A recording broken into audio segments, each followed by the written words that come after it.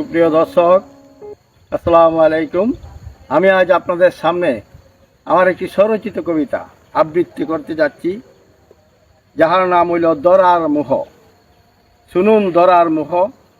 আশা করি বাদিবাসা বসুমাতার কুলে, পূর্ণরূপে সেজে উঠি বসুপিতার কিরণ দানে।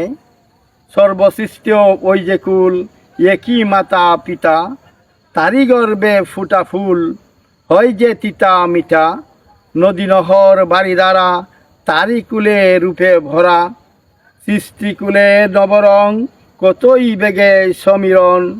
চন্দ্রালোক গ্রহ তারা, সূর্যালোকের ছায়া তারা, বসুমাতার আলু তারা, পেয়ে সূর্যের ইশারা। পূর্ণরঙ্গে সাজে যারা, মাতৃকুলে ঘুমায় তারা। মাতা পিতা দুইজন, অতন্দ্র প্রহরী সারাক্ষণ। জেগে থাকলে লাগে সং, চিরনিদ্রায় মায়ের রং। বসুপিতা সূর্যমণি, কিরণ দানে হয় যে গুণী। মুখের অন্ন বাসস্থান, মায়ের গর্ভে কবস্থান।